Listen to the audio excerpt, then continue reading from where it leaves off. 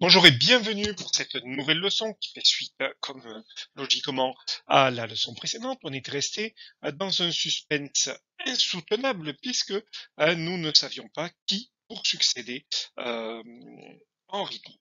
Alors, si on regarde l'arbre généalogique ici, on remarque que Charles IX n'a pas d'héritier. On remarque qu'à sa mort, Henri III n'a pas d'héritier. On remarque qu'un des prétendants au trône, François duc d'Anjou, meurt assez rapidement. Les femmes ne pouvant pas être reines et succéder euh, au trône, accéder au trône, il ne reste qu'un prétendant, c'est Henri, roi de Navarre, qu'on avait vu précédemment, le mari de Marguerite de Valois, la reine Margot, qui est légitime pour accéder au trône de France. Les problèmes, comme on l'avait dit, le seul successeur légitime, Henri III, est Henri de Navarre, mais il est protestant. Et une grande partie de la Ligue catholique, ce groupement, cette association en quelque sorte des défenseurs de la foi, ne souhaite pas son accession au trône de France. Donc la question qu'on va se poser, c'est comment le roi Henri IV va-t-il réussir à rétablir la paix, l'autorité royale dans le royaume. À peine est-il couronné roi de France que déjà son autorité est contestée parce qu'il est protestant. Donc c'est la leçon 2, l'affirmation du pouvoir royal sous Henri IV. Comment va-t-il affirmer son pouvoir? Alors, si on regarde cette première carte ici, on va voir que pour légitimer son pouvoir, Henri de Navarre, Henri IV désormais, hein, doit unifier le pays qui est divisé religieusement. On a les territoires du nord, au nord de la Loire et du sud-est, ici, qui sont tenus par la Ligue catholique, hein, ces groupements catholiques très durs, eh bien, qui empêchent toute présence d'autorité royale dans ces territoires-là.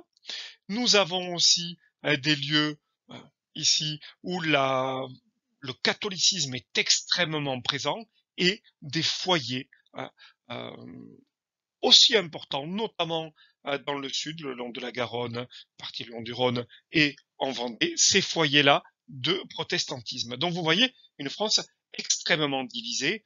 Comment Henri IV va-t-il réussir à unifier ce royaume-là? Et premier, premier élément, eh bien, c'est prendre les armes. Nous voyons ici sur cette représentation d'Henri IV lors de la bataille d'Arques, c'est près de Dieppe, dans le nord de la France. On remarque ici au cœur du tableau Henri IV en guerrier qui est en train de terrasser les ennemis de l'unité nationale, ces leaders catholiques qui l'empêchent d'exercer sa légitimité de roi de France. Alors pour se sortir de ces pièges de la Ligue catholique et notamment lors de la bataille d'Arques, eh bien Henri IV va bénéficier du soutien anglais pour gagner cette bataille et il va petit à petit reconquérir les différents territoires tenus par la Ligue. On voit ici une autre campagne militaire à Amiens où il va progressivement reconquérir ville par ville, place par place, les territoires tenus par la Ligue catholique. Donc voilà le premier élément qui permet à Henri IV de renforcer son autorité royale, c'est tout simplement par les armes, en terrassant les ligueurs catholiques, en matant les ligueurs catholiques. Donc on va pouvoir noter ce premier élément. Successeur d'Henri III, Henri de Navarre devient Henri IV. Parce qu'il est protestant, la Ligue refuse de le reconnaître en tant que roi. Une grande partie du territoire royal échappe à l'autorité d'Henri IV, qui décide de partir en guerre contre les ligueurs. Donc, on a de très nombreuses représentations qui montrent Henri IV comme un justicier et un pacificateur. C'est justement ce que je vais vous demander dans le premier exercice, la fiche que je vais mettre en pièce jointe. Cet exercice-là où on voit une représentation d'Henri IV. N'oubliez pas, le chapitre doit travailler sur les représentations royales, la manière dont les rois veulent se représenter à leur sujet. Eh bien, on voit ici cette représentation d'Henri IV et quelques questions sur ce portrait-là que vous allez travailler. Deuxième élément, Henri IV n'a pas que la solution militaire pour pacifier le royaume.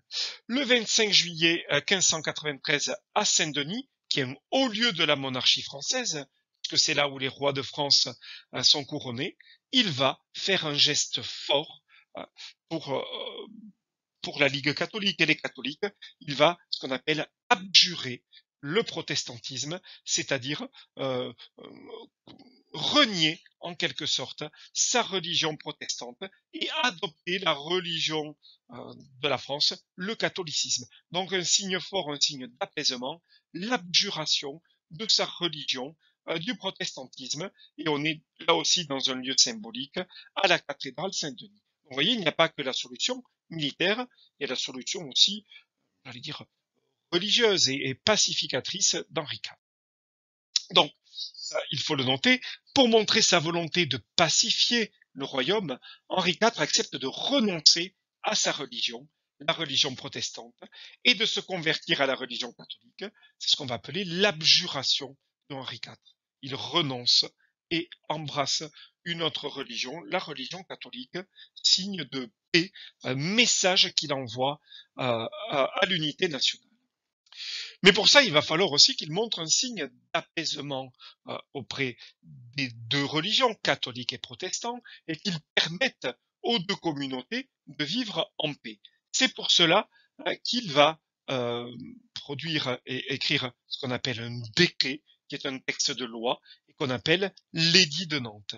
Donc cet édit de Nantes publié en 1598, eh bien, vous allez y travailler dessus, ça va être un édit qu'on va appeler de tolérance, qui doit normalement permettre aux catholiques et aux protestants de vivre en parfaite harmonie sur le territoire national. Alors pour ça, pour que cet édit de Nantes soit accepté, eh bien on a dans le système monarchique français les rois qui doivent faire valider leurs lois par le Parlement.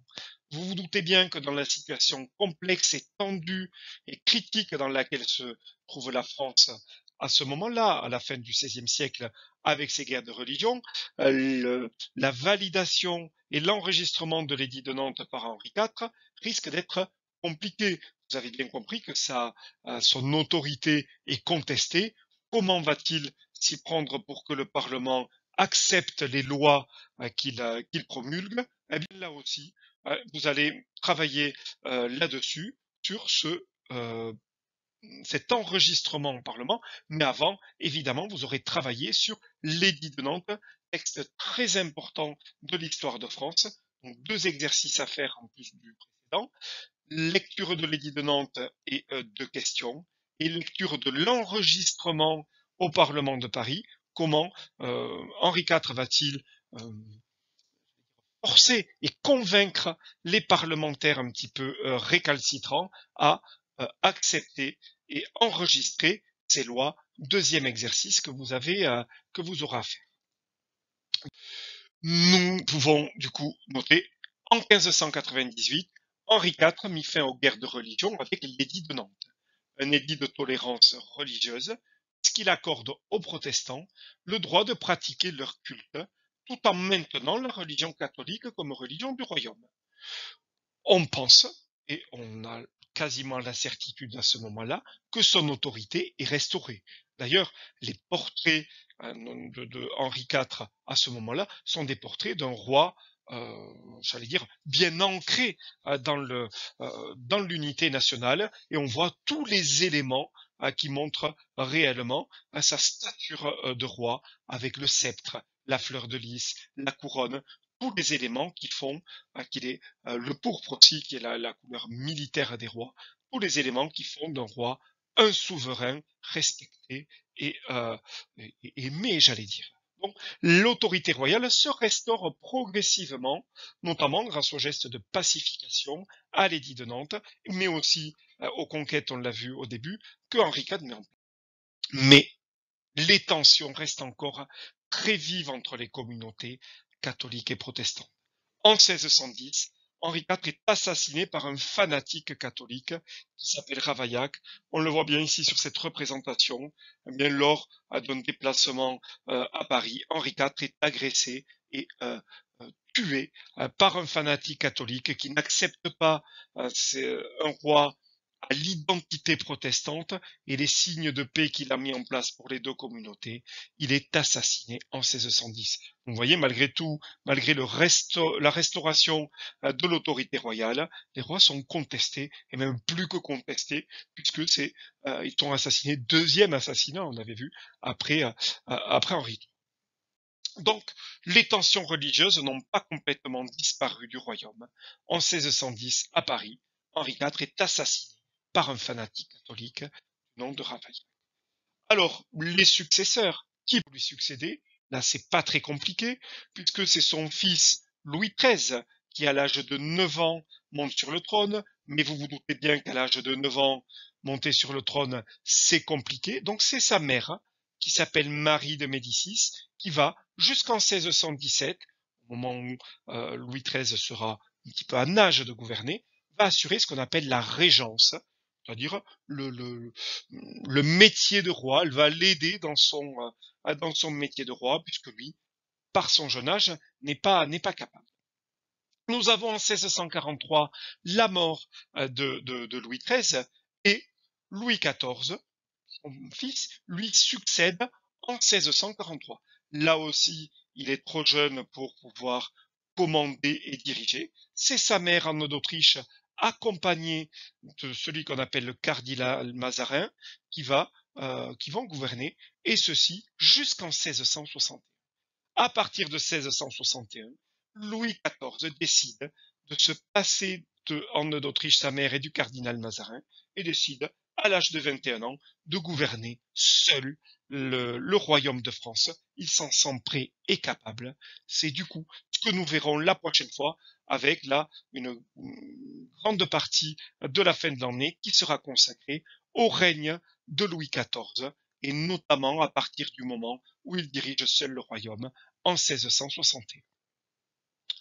Faites bien les exercices, nous les corrigerons donc comme d'habitude en classe avec ceux qui viendront et je vous ferai passer pour les autres une correction de ces exercices sur l'édit de Nantes et sur Henri IV.